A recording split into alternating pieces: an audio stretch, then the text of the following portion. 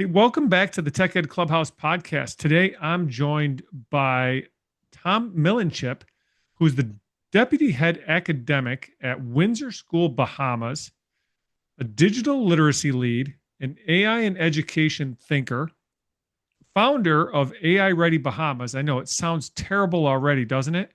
And a consultant with the PBL Future Labs. He's going to bring a perspective schools need right now because he's not simply asking what AI tools teachers use. He's asking a question of how do we help our students, especially our young learners, build judgment, curiosity, and digital literacy they need.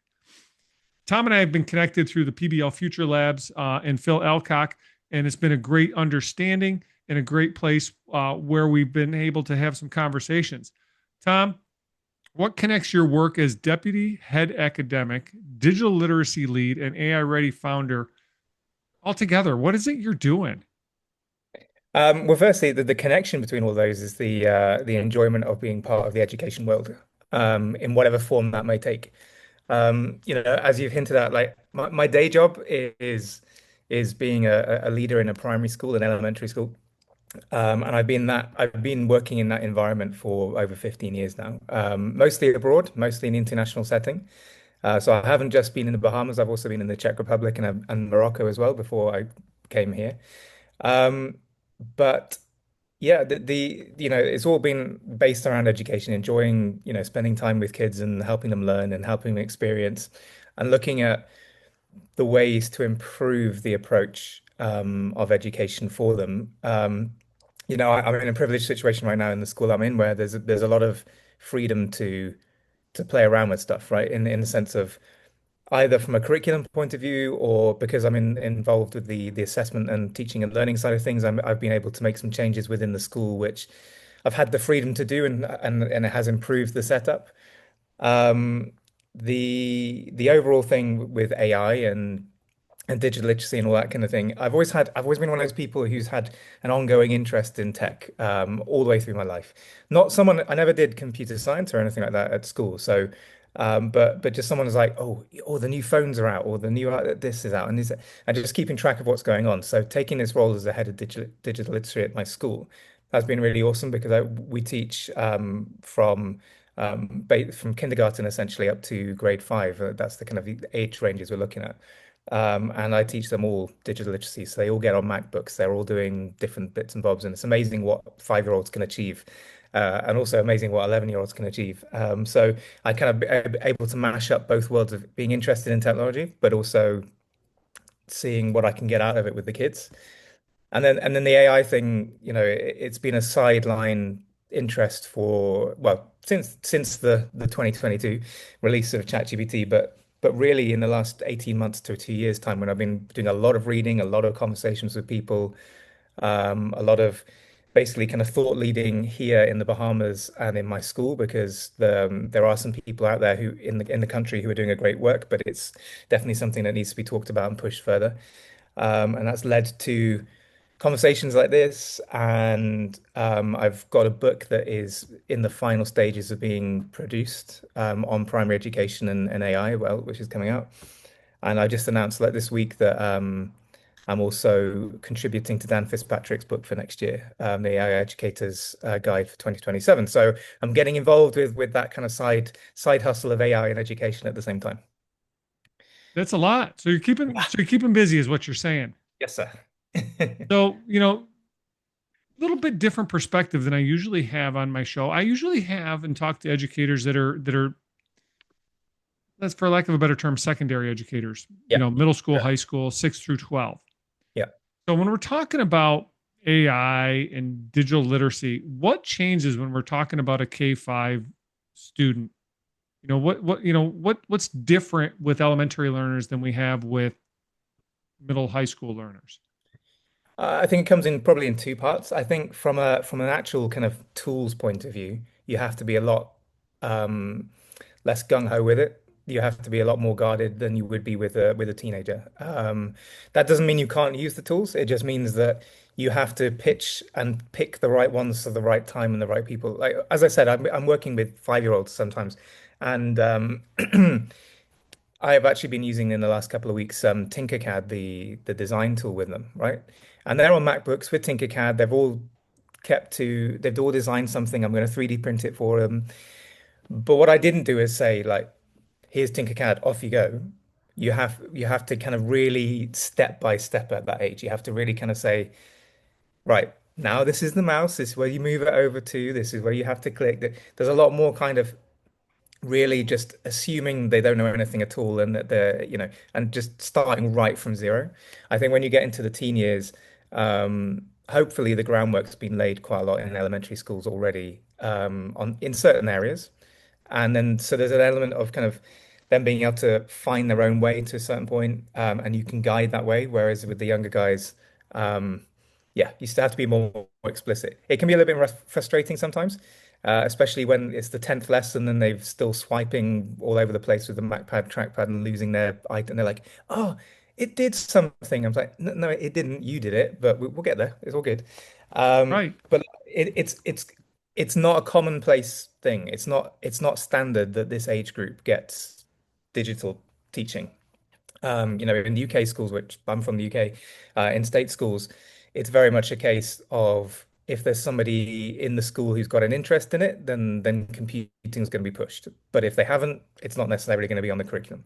So again, being having an advantage of working in the school that I do, that these kids all get at least an hour of this kind of exposure a week from age 5 onwards, means that by the time they leave primary education, so when they're 11, 12, they have a pretty good technical understanding, but also a pretty good understanding about all the safety side of things, the UK system we call PSHE, so the personal, social, health, economics, that kind of thing. That it comes under that umbrella, and also the digital literacy. So they end up having it tw twice round, where they're saying, about being safe online, about passwords, about online bullying, all of that. That's all discussed by the time they've left our school. So they're walking in, hopefully, into a situation where they're using these tools in a bit more depth with their secondary teachers, but have that really core understanding in the background to make their usage better and safer, hopefully. Yeah, that's a lot. I mean, Yeah, it sounds like a well thought out. Obviously, there's some bumps along the road to get to where sure. you are. Yeah, Um, but along those lines, and you're not saying, you talked a lot about digital tools and using Tinkercad and whatever it is, but you're not taking out the one of my little soapbox issues, play and fun. The kids are still doing manipulative hands-on stuff. They're still yeah, learning motor skills. They're yeah. still playing and being kids, right? 100%. Yeah. So, you know, we follow, and I'm very much pro this, that we follow with our youngest children the early years foundation system, which is all play based. There's a lot of what we call provisional learning. There's a lot of, that you walk into a classroom and there's lots of zones with different themes, and we've got an outdoor space and they go and explore there. And I am 100% saying that is the most important part of their development at that age. And even but as we get slightly older into the 9, 10, 11-year olds, right, being outside, having the opportunity to just kind of explore and experience things with their peers is way more important than any screen time. But it is also really important that they have that exposure to something that they are going to be using the rest of their lives, right? So, I mean, I think what I push for in some of my posts on LinkedIn, and what I talk about in my book as well, is the idea that you can actually achieve some digital literacy through unplugged things as well. So, I did it with the class that we call in UK reception class, which are they're the kind of 3 to 4 year olds, where I did a few lessons. We were talking essentially the goal of it was to make them realize that your Alexas and things like that, they're not a real thing. The voice coming out of there is not a person hidden away inside a little box speaking to you in your house and that kind of thing. But just talking, and also just interestingly, kind of digging into their mind about how they see these digital tools. But all of those conversations, there wasn't a screen in at all. I do little games, I do little conversations and drawing activities and all of those types of things. But what it does mean is that by the time they do get to about 10 or 11, when I can really kind of push on with the tech side of stuff, with the tool side of stuff, they're not still under that illusion. They've got a very kind of level understanding about how all these things work. So yeah, going back to what you said, that What I'm not promoting, and which is what most people bulk out when they hear when I'm saying they need to do AI literacy in primary schools, what I'm not promoting is extended screen time. And in fact, our school and many others have scaled back the use of screens overall, homeworks and things like that. And so it's more building that really solid foundation so then they're not caught out later. There's still a possibility of that happening, but we're hopefully giving them a bit more kind of prep to help with dealing with things when they get into the teenage years. Again, lots of stuff there. Lots of great stuff. And and it's obvious that you're passionate about it. It's Mhm. obvious that you have thought through a lot of this stuff.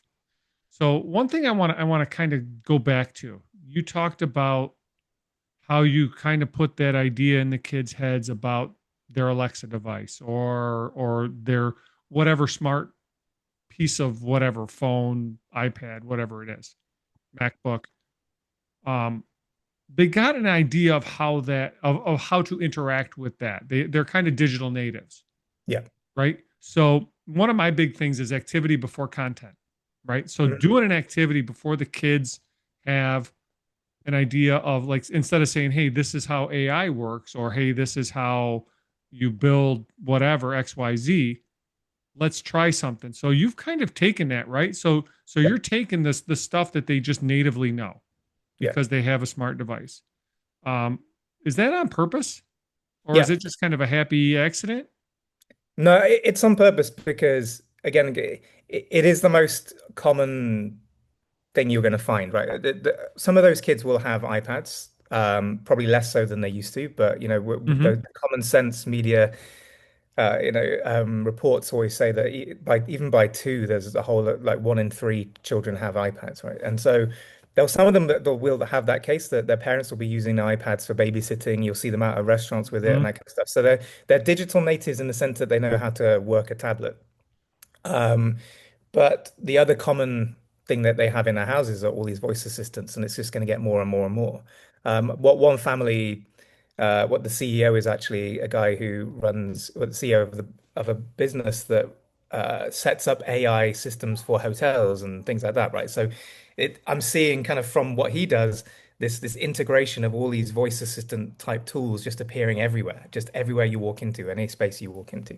And so, yeah, it was deliberate that those are the kind of things I started with because, as an 18-month-old, they might be wandering around and just shouting at Alexa or shouting at Siri, just barking out commands, probably usually for playing songs, things like that. But it's something that they're all used to. So it was deliberate, yeah. And do you take this like a step further? Because in my experience in 32 years in education, you have some teachers that are kind of in the same boat as maybe some of your K1, 2 kids, some of your K5 kids, right? Do you kind of take that same approach with some of those teachers that might be a little bit resistant to using ed tech tools, AI, whatever? Yeah. Yeah, no, I do. The first thing I do is make sure that I'm respecting the fact that they're not as into it as I am. Again, I saw a post today on LinkedIn about and I think I've mentioned it as well, where you have to take a step back from those bubbles and realize that not everybody is using the tools in the same way as that you might feel they are because of the environment you're kind of working within. And so, yeah, I very much am on the side of being softly and encouraging and respecting the fact that some people are not using tools for other things. If they're doing a great job as a teacher, as a school leader, that's the most important for me. Like if they're providing lessons that are fun, engaging, that they're providing learning for these kids, that there's a real valuable experience that they can take away from it, then whether they are bringing an iPad into the room or whether they are doing this, and that is less important to me. But because I'm really interested in all these things, and I think that, for example, AI is something that's just going to be there forever now, I've also made sure that information that I'm sharing with them is timely and is supportive. I was on another conversation talking about policy, and I was saying that my policy so far with AI integration in my school in particular has been that, right, we've all got to do at least a basic amount of training, for want of a better word, the understanding about what the tools are and how they exist. So, for example, last September when we started school, I said like all our teaching assistants, all our teachers, we need to do the UK training by the Chiltern Trust, which is a free one. You get a certificate. It's a four-module course linked with the UK government, and it just sets the ball rolling. But then during the year, I've checked in on an email basis and also on a kind of face-to-face basis with certain people. And I've had some people go, "Cool, oh, Tom, yeah, I've been doing this, I've been doing this."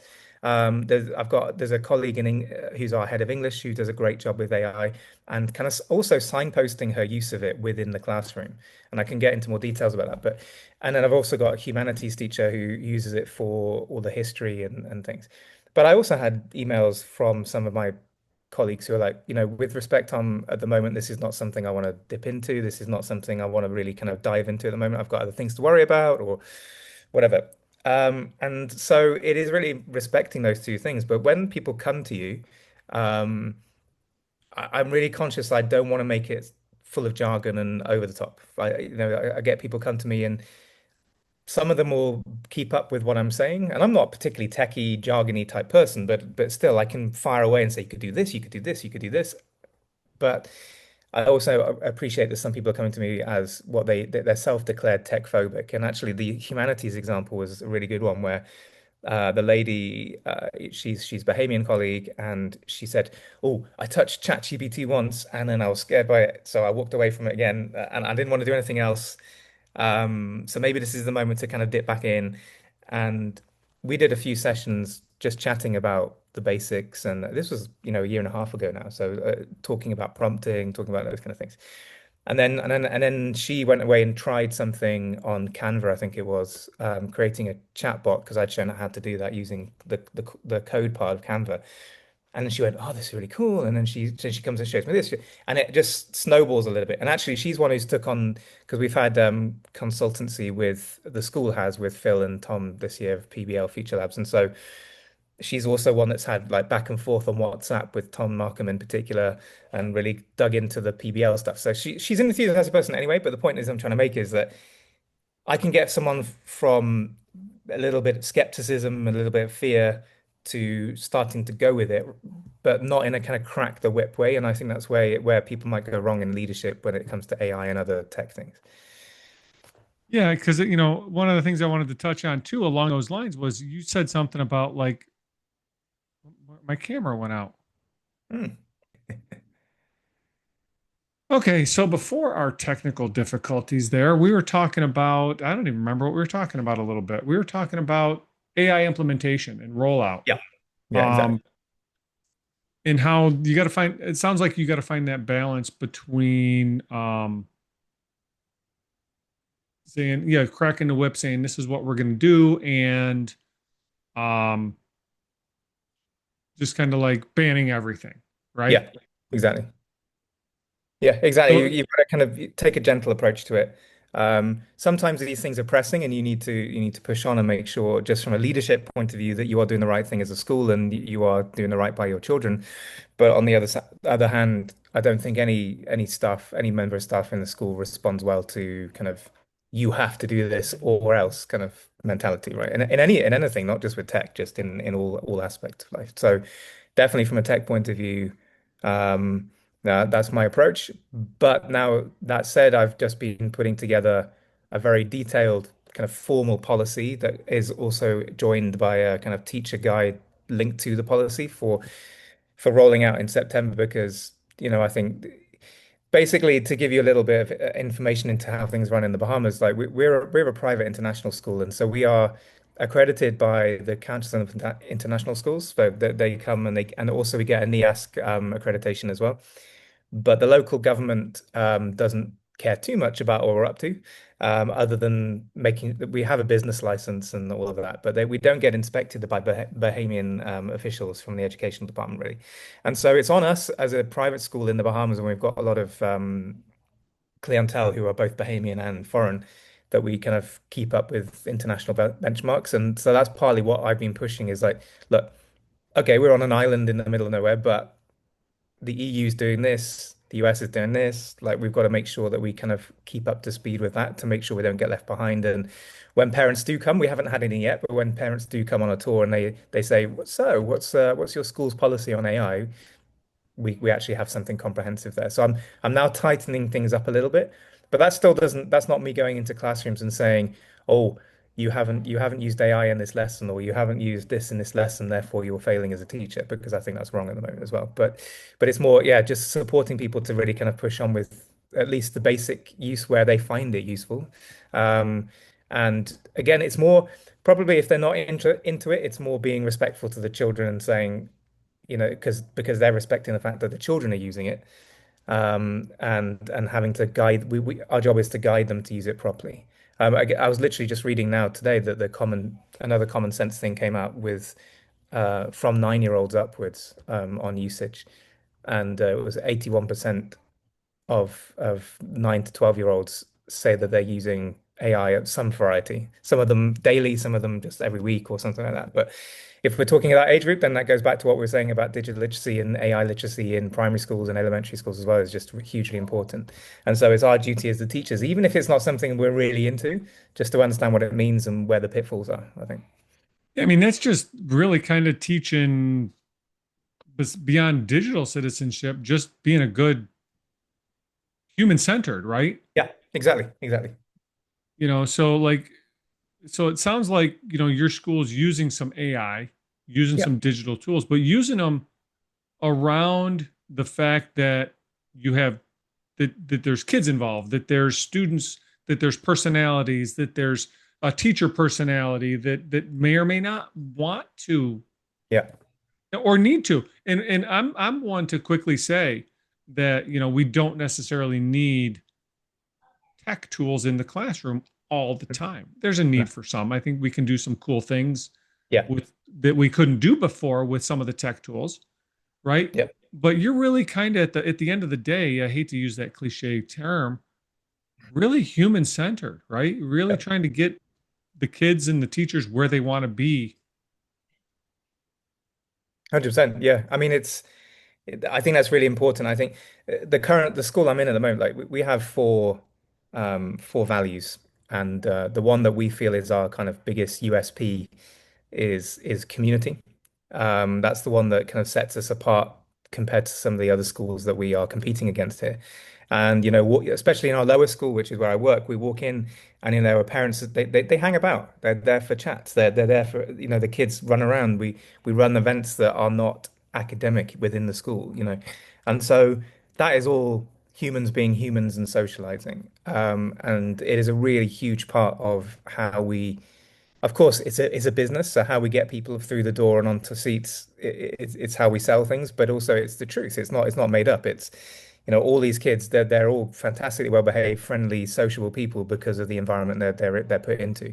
And so, as you said, like there are places for using tech in classrooms, but they have to be deliberate and enhance the lesson, not just for the sake of it. And we were probably, arguably, a couple of years ago going down that route a little bit. Whereas this year we've consciously said, look, especially with our older 2-year groups, they're allowed to bring their own devices in, whereas the rest of them they use ones we have in school. It's not like, oh, on the Friday afternoon, it's the end of the day, it's downtime, you can just, do whatever on your iPad, right? That kind of those little gaps where messaging happens or whatever happens, and it's Mm-hmm. kind of it's a little bit of a scary zone as an adult, as a parent, as a teacher. We've removed that entirely, and it's very much just right. If they need it in a lesson, the teacher will tell them and they'll bring it with them. If they don't need it, they leave it somewhere else. It's not there. It's not pinging. It's not whipped out every 5 seconds because I've got an iPad. Like, we're saying, look, iPads are there. They're an accessory to your learning when used well, but also there's a time and place for them, and they've got to go away if not. And the kids have understood that. They've understood those boundaries, even if they don't have those boundaries necessarily at home. So we're trying to enforce those.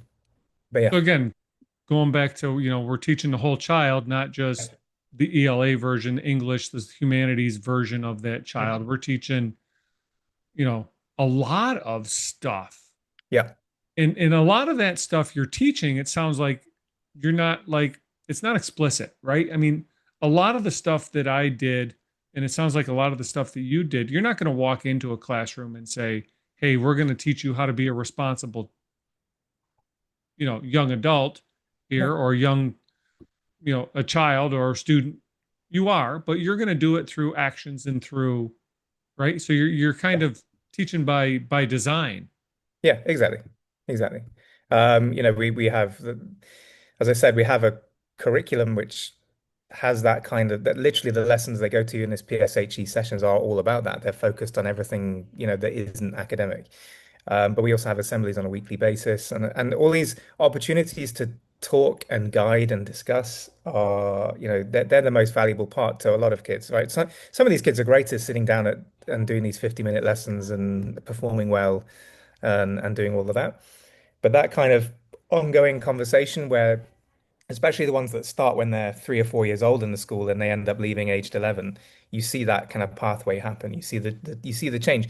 Or even if someone there's a couple of kids who come into our school and they've maybe been in a slightly looser education environment, or they've come in and it's a new place, it's unfamiliar. They want to push back a little bit, especially with the younger ones. They want to kind of run away, escape from their class, or that kind of thing. Or a bit older, they want to make their presence known. Or they may have even ADHD or something like that statemented with their and they come in and you see there's initial lessons where they sit there and they kind of chirp stuff out, or they kind of wriggle around a bit on the carpet, or they're trying to find their place, and they're a little bit disruptive, especially if the class was had a pretty good balance already.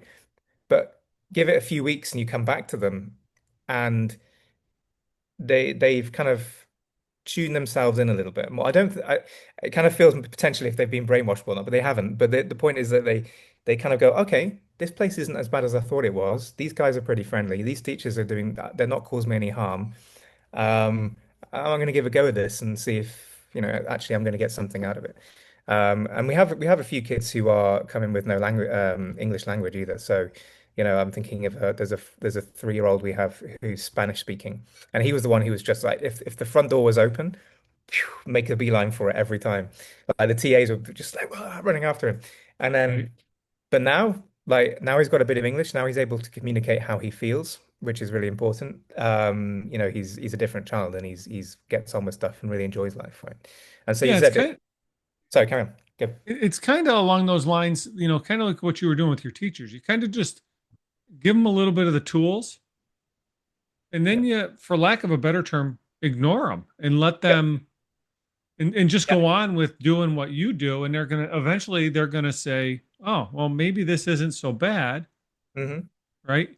And Yeah. along the lines of your child there that was Spanish speaking, some of that behavior could have been frustration, right? Yep. Because they Exactly. can't Yeah. in as a teacher in the States, we saw, I think a lot of our behavior problems stemmed from just frustration.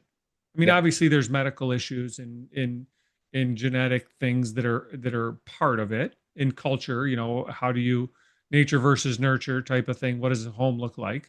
Yeah. But Absolutely. but I mean, that's kind of the approach you're taking, is like, hey, here's some tools, use them, don't use them, don't, I don't really care, Yeah. as long as at the end of the day you're doing some good work. Absolutely. And it's not easy to achieve. And I'm not sitting here saying that all schools could pull it off, but the culture aspect, especially from a working environment, is if you get the right ingredients at the right time, building a culture where you as a leader actually have a pretty easy job because you trust that any teacher at any time is doing the right thing in the sense of either it ties in with the ethos of the school or just generally pedagogically. You don't have to go through that whole qualitative assurance process where you're having to observe every other week and that kind of thing and walk in and like there's a lot of fluidity anyway. People step inside each other's rooms, but all of us, we especially in the leadership team of the school, like we do trust our staff to just do their thing, and as you said, leave them be for the best part. But if that something does come up which needs addressing, either from a teaching point of view or from an administrative point of view, then we'll step in, we'll have a conversation. But but the idea is that most people feel free in their classrooms, and I hear so many stories from all around the world, from all different types of schools of teachers who have the opposite situation.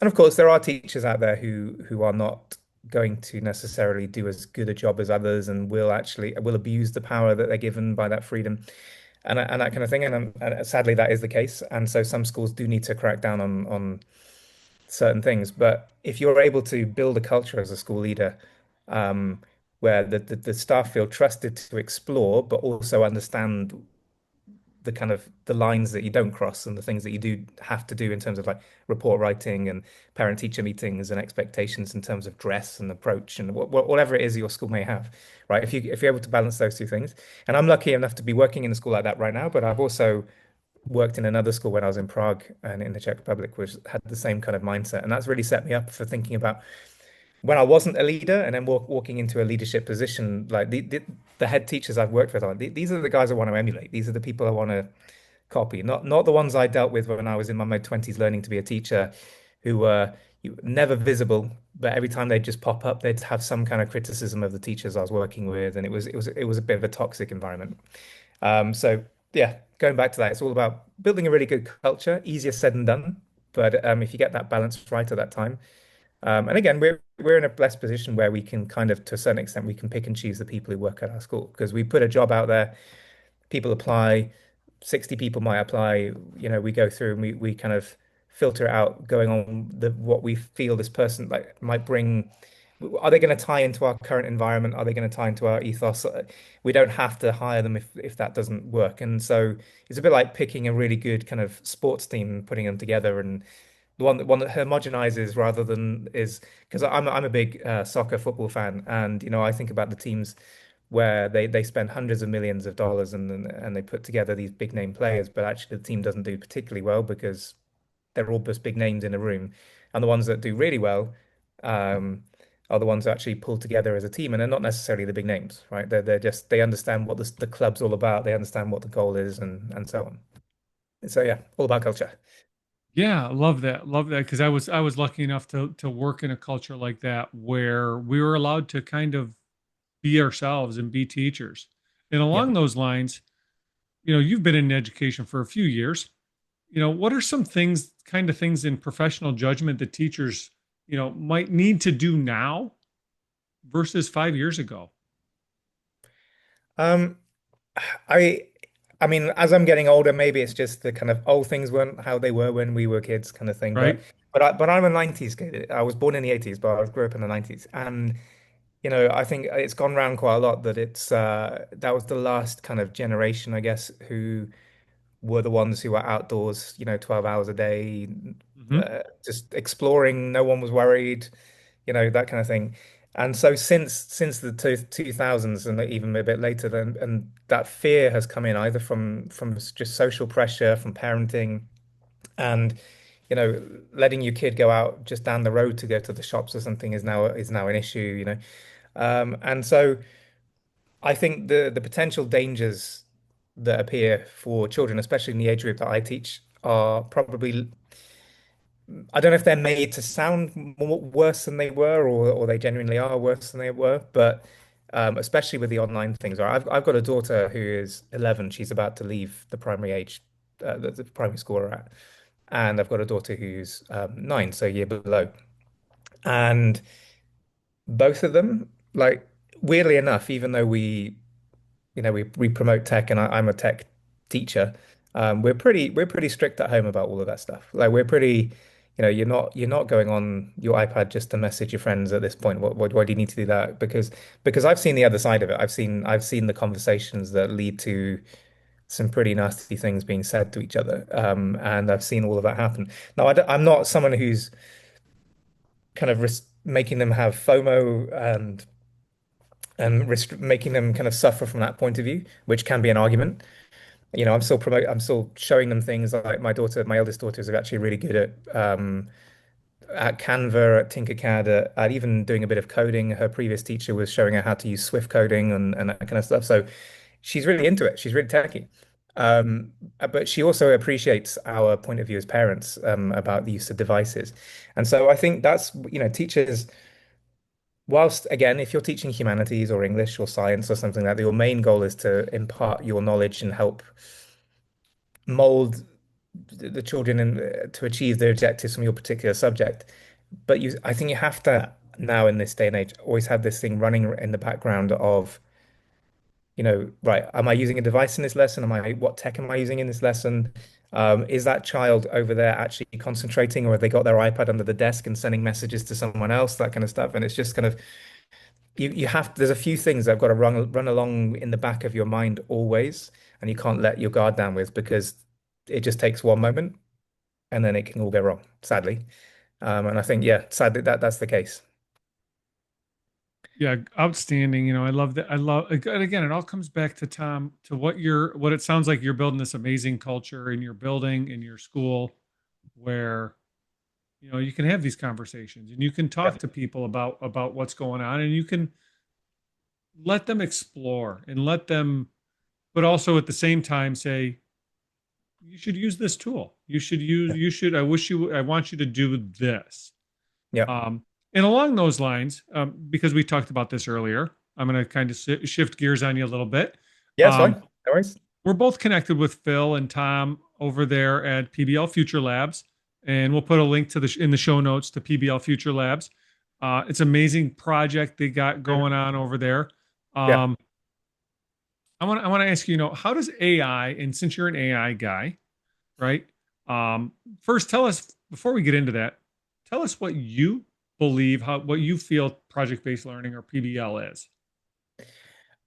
I think going back to what we've just been talking about, I think the main thing is that um, it's just a different way of accessing learning. You know, I always kind of liken when I talk about PBL and learn from Phil and those guys that there are certain children who are just not designed or set up for sitting in a classroom, Yes. rows of chairs, 50-minute siloed lessons. And actually, they are the ones who cause the problems. And some teachers just go, "Oh, this kid's a nightmare." Da, da, da.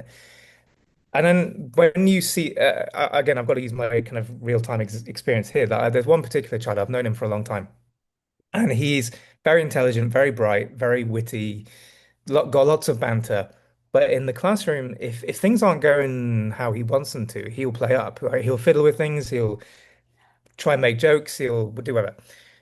But then we have a guy working with us who's an outdoor learning. That he was a teacher just like me in terms of British teacher, but he's kind of set up a company here in the Bahamas which follows all the outdoor learning things. So he's very much into making fires and going on kayaks and all of that kind of stuff. And he runs a club outside of the lessons that he does at school. And this boy goes to those lessons. And this boy, when he comes back, when I meet him in the kind of front part of our school before he's being picked up, right? He's usually like covered in dirt or he's wet or he's something, right? But he Love it. but he's not caused anybody any problems for that whole hour because he's been allowed to be more free in terms of exploring things and allowed to be himself and not having to stick to the confines of the classroom. And personally, that's why I see a lot of the benefits from project-based learning. I mentioned in my book, and I'll mention on that. I've experienced project-based learning where it hasn't worked. Um, Hmm.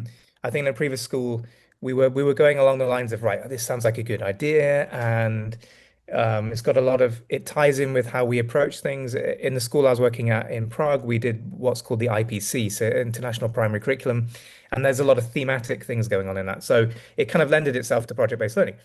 But then we even did training on it, and we had a PBL week that was happening in school, so things were going in a nice direction. But then the actual kind of essence of the purpose of it all and the getting the right questions and the driving question to start off with, and the kids actually understanding why they were doing this whole thing in the first place. That's where it kind of lost sight. And that's where a lot of people, I think, probably give up on project-based learning quite quickly, in the traditional sense of it. I think they think, it sounds like a lot of work. It sounds like a lot of unscripted things where I prefer my scripted kind of rigid Yes. classroom. And it sounds like it's just all like off you go to the kids and see what happens. But if you do it properly, it isn't that. And what I've enjoyed doing this year, I've actually set up with my older kids projects within digital literacy because I felt that this is a good way to set up the use of tools or bring in their knowledge of prior use in different year groups and just kind of draw all that information together. And so I have used, for example, the framing techniques that Phil has put together. Um, I use Notebook LM quite a lot from those point of view. So, like from an AI standpoint, project-based learning is it's more the teacher side in the age groups that I use. I think obviously when you're a bit older, you can give them a bit more access, a bit more free reign to what they're using. But for me, it's being able to really solidify and frame that project and put it in a way that's going to be relevant to the children, and then they understand it, they get it. They're like, okay. I mean, some of it's made up, right? One of them was designing a logo for kind of a galactic space snack company or something, right? Doesn't exist, Sure. but yeah, why not? But another one Fun. was going digging into saying like, what is it in this school right now that could do with a bit of change? And they're saying, the cafeteria area, the food area that we work on, what's the problem? And you know, isolated the litter, but also the healthy options on the menu and all that kind of stuff. And so that turned into a project that was more real world, which is where project-based learning really is really most impactful. But the point is, yeah, like project-based learning for me, I just love the alternative nature of it. I don't mean in a kind of it's always on the periphery and it's something that some people like and most people don't. What I mean is it offers something different to those students, like I said before, who really struggle with the mainstream. And actually, I've been thinking, in those kind of moments when you go, oh, what if moments, that in the world we're in now with the access to AI and the fact that basically knowledge is there at your fingertips straight away. Um, Project-based learning can become the heart of a new educational system. And I know because I've talked to Tom about this when we were writing a book, because I was writing about how the fact that basically he felt in the middle of COVID that that was the death of COVID. That was it. He was going to quit. He wasn't going to work with PBL anymore because he was like the interest isn't there. I might go and do Hmm. something else because project-based learning has died a death. And then ChatGPT comes out, AI LLMs come out, and they start thinking, oh, actually, this can enhance things.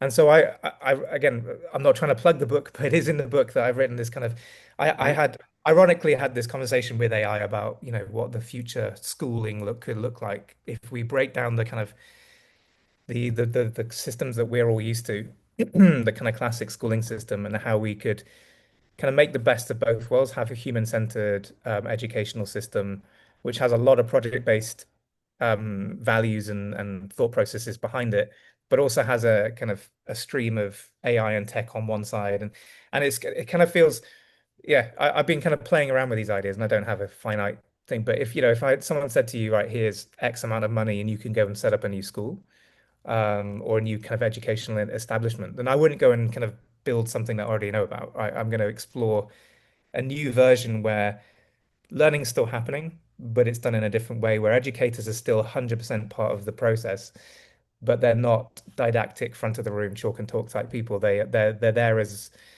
I mean, I know Alpha Schools kind of dips into this idea of having a guide. I'm not entirely 100% on board with what they do, but the Yeah. overall idea with having some of it done digitally, most of it done project based, and the humans, the adults in the room are the kind of sages, the wise people who are helping guide the younger ones towards a certain project. And also the big part of it is, and I see this now, and I'm going to be thinking about it in about 10 years' time or even less with my daughters, is that linear approach to a schooling where, even now there'll be parents, or historically would have been parents saying, right, you're going to be a doctor. That's what you're going to do. And now you have to go and follow these subjects, and you've got to go and do this thing. You've got to get to this university. You've got to do this course. And it's all very prescriptive, really, from quite early on. And I think the joy of project-based learning and the joy of setting up a slightly different approach to it with AI and everything is that the whole point is that now that these students, when they're leaving, when they're graduating, should be able to follow any strand, any profession, any interest they want to, or even 10 different interests all at the same time, without being told that that's the wrong route, or that what isn't right. I think about my personal life, like I'm quite happy where I am as a teacher, but every time I dip into something like I go back to biology, or I go back to even art and things like that, I think, I could have actually Right. gone further with that. But I was told that at this age, I have to choose these subjects. At this age, I have to choose these subjects. And then I have to pick one subject to do at university. And so I was kind of pigeonholing myself into all these different directions, where actually I'm probably the kind of person I was the person when the kid when I was a child that people asked, "What do you want to do when you grow up?" And I had no idea. Like everyone else was, you know, doctor, Yeah. vet, or whatever, and I was like, you know what? I actually have no idea. They sound fun, but that's not really what I'm into. And so I'd probably have benefited from a system where I get all the kind of ground knowledge, the critical thinking, the problem solving, the use of tech, the use of kind of carpentry tools, all of that, and then step out into the big bad world and go, right, let's crack on with something that's really interesting to me and make the most out of it. I don't know. Yeah. But Because I think, and some of the things I've said, Tom, along those lines have been that, I think we're at kind of a renaissance point in education. Like you said, like somebody came to you and said, you can build your dream school. What would it look like? yeah, Right. I think we're at that point where we're pushing away some of the tech and some of the screen time, going to a little bit more hands-on, going to a little bit more project-based, going to a little bit more, hey, what do you think you can do with this as Tom the sixth grader or Tom the third grader, yeah, or Tom the teacher in the humanities classroom down the hall, right? How can you use these to teach the kids, or as a kid, learn it? I don't think knowledge is the premium that it used to be, yeah, right? Because ChatGPT and Notebook LM and Google, right? I mean, think of yeah, the things we can do just because of Google, or the calculator when it was introduced into the classroom. I think we're yeah, seeing the same thing with AI yeah, along those lines, but I think we're also seeing something that's like, oh, and how do I want to phrase this? Like, AI didn't like break the assignment. AI didn't break school. no, It just kind of showcased where it's been lacking, yeah, but definitely. it's shown it at a exponential pace, Yeah, yeah, and I think absolutely. what you're doing is awesome in that. Yeah, awesome. Thank you. Yeah, yeah. No, and actually, as I've got older and I've got more experience as a teacher, I've realized that, what I've actually pushed back and said, why are we doing these things?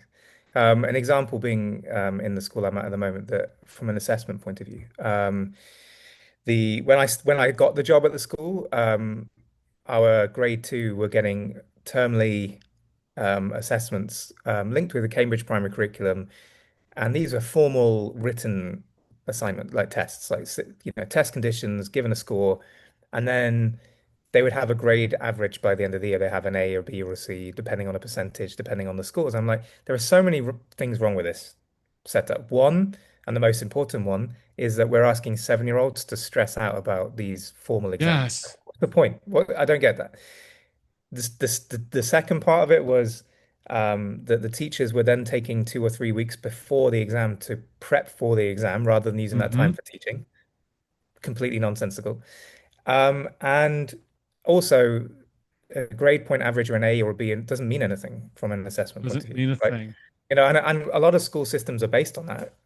But I had a few battles with parents in particular, especially North American parents who are Canadian, US, and saying, you know, when I got rid of that system and I brought in a more of a descriptor type thing and more of a 4 point, um, I kind of followed what the UK does in terms of descriptors. So it's all a narrative about learning rather than having a grade at any point. And they're like, but how do I know? What does this equate to? Does this equal that? And they felt really kind of insecure because there's what they'd grown up with and what they were used to in terms of being able to quantify how well their child was doing. But I did get through. And after a few kind of really long conversations with certain parents who were kind of big voices in it, they've let me go and do my thing, and they're fine. I mean, one of the questions I had was like, but I want to send my child to this Canadian boarding school, right? How can I show them what my child's doing if there's no transcript with A's and B's and C's and all of that kind of stuff on it? And so that led me to actually emailing quite a lot of the private schools in New York and Canada and places like that and saying, look, hypothetically speaking, if I was to send one of my kids from my school to yours and they came with this type of paperwork, would you be happy with that? And they're like, yeah, of course, no worries. Like we have a 20% international school intake. We take whatever the assessment things that school does, right? It doesn't have to be the same way that we do things. But the point is that I've been able to sit there and reflect on certain practices which are just nonsensical. They don't benefit children. They don't benefit the education system. And as you said, like AI and the whole kind of cheating aspect of writing and not being sure now whether something is AI written or like it does shine a light on all the failing parts of the education system, right? Uh, but it does emphasize what we've talked about already, which is the fact that if a child steps into a school, quite often it's a safe space. It's a place where they feel most comfortable, especially those of them that come from backgrounds where their home life might be pretty tricky. Like the school provides that kind of island, that kind of anchor. And so when I was talking about this school of the future, one of the questions that I threw up was, does there need to be still a physical school space? Right? Do we still need to have, do we still need to go leave our house and then go to this place? And I actually came with the conclusion that yeah, you do because Yeah. we're social animals, and we're not going there because of the learning, the knowledge part of it. Like we can do that at home, we can go on calls, but we've all found, like from the pandemic 6 years ago, that just doing endless calls is pretty awful. And so having a really full on like community based location where people can go and feel comfortable and learn together and talk together, it's kind of goes back to kind of tribal things in the end, right? You know, there's a book by Amoso. I think it's called How Not to Use AI. And it's a really interesting read, but one of the things that she kind of focuses on is the idea of treating AI as like a collective intelligence. And I'm not necessarily talking about that in particular, but what I'm talking about is the idea of that we can go take that step back to when most humans were the collective intelligence, sat around the fires talking and that kind of stuff, right? Now we're a lot more advanced in terms of what we know and what tools we have available to ourselves, but it can become that kind of communal thing again. So therefore a space is needed. And but it's not those that horrible lino floors and chairs and school bell and all of that in the Yeah. future. And I work in a school that is a nice environment, but it's still one of those types of schools and Yeah. likely to work in places like that for the near future. But as you said, a bit like as I said before, if suddenly everyone kind of pressed reset on the education system right now, knowing what we know and where we could go with it, then a lot can be done to kind of steer it in a probably more open, all-encompassing, project-based, Yeah. AI-supported environment, I think. I love the way you phrase that. I got one, we're running short on some time, but I got one question before we kind of wrap up here. Because I'm all about one of my big things right now, Tom, is what can a teacher do tomorrow? Like I call it the Tuesday test. Now we happen to be recording this on a Monday. It just kind of works out that way. Um, but you know, all this stuff is great, right? All the stuff we talked about is great, Yeah. right? And you can go read a book and you can watch a video, you can attend a webinar. But I'm going to ask you this, all right? In your experience, give me one or two simple little low floor, high ceiling, either AI move or a PBL move or a little something that one of the teachers we talked about earlier that is kind of on board, wants to dip their toes in a little bit, Yeah. right? That they could use tomorrow in just to kind of try some stuff out. Yeah, sure. I mean, pure and simple though, it's being bold enough and brave enough to try it out in the first place. I think that's the point. I think teachers as a kind of entity, as a thing, we should always be looking to kind of keep ourselves challenged. I think it's very easy to go, right, I've got my lesson plan set up, I've got my Yep. approach set up, I've got that kind of stuff, and I'm just going to stick with that because then it makes my life easier. But if you're in the mindset of, right, this is what I've got, I've locked this in, this is really good. What can I now do to add a little bit of extra spice? And it doesn't have to be tech related, but I'm thinking again in my book I've kind of laid it out in three stages with AI in the sense that there are going to be people who are more adept, there are going to be people who push on, but if you start at the explorer level, which is what I call it, where you're looking for a 5 minute win or something like that. So you're not suddenly being asked to step in and have a conversation with a chatbot that's going to kind of do something insanely brilliant to begin with. You are looking to just really get the feel for how the tool works, and then produce something where you feel proud of that, Mhm. and you felt you've done something there, but it didn't take you very long to do that, and then you can just incrementally build up that confidence. So, you know, yeah, I think it's just the ability to Yeah. take that little leap, try something out. If you fail, that's absolutely fine. That's a big deal. I think Love it. it's a classic because we as teachers probably keep saying it to our kids all the time, oh, Absolutely. if you make a mistake, that's actually learning. Da, da, da, da, da. And then we Hmm. as teachers, as adults who are stuck in our ways, don't necessarily follow that same idea sometimes. And so with anything AI and PBL, like just give it a try. Um, Anecdotally, again, the lady, the one who's been working with PBL this year with Tom and Phil, we actually did a staff meeting where we talked about what we've been up to, and she kind of introduced it like a story. She said, once upon a time, there was this teacher called Yvette, and then she actually went through a couple of the setups, the ideas that she'd done as a project that didn't work first. And she said, look, it's not all fantastic. It's not all, like, if you come across it and you make a mistake and it doesn't quite work and it doesn't quite go how you want it to, that's not a problem. Um, but you don't then go, oh, I've been burned. I'm not going to do it again. I'm not going to try it Right. again. You think, right, what elements of it did work? What did they do, get the kids get out of it that was actually great? Because there always will be something. And then tweak it for next time. And it's the same with AI use, the whole iterative process of talking with AI and probably the reason why a lot of us who are in the circles that we talk about are doing what we're doing with AI is because we've found that for whatever reason we're actually pretty good at asking the right question or writing the right thing. I mean, teachers generally are meant to be pretty good at that because we're asking hundreds and hundreds of questions a day. So, whereas the average person who's working in a different environment might not be able to get that initial content, you're like, well, I'm going to push back because if I was sat there with my 15-year-old student, I'd be pushing back with them. Why can't I push back with AI in the same way? And so yeah, to be honest with you, it's just like if you're going to step into a room tomorrow, having never used AI before or done it very briefly or done it on a kind of social level, just think, right, what is it in my work environment right now that I could have a little 5 minute win? Is it an email to a parent? Yeah. Is it some kind of schedule? Is it the weekly email to the community about what's going on in the school? Whatever it may be, and just try it out and go, try and see if that makes your life easier and speed things up.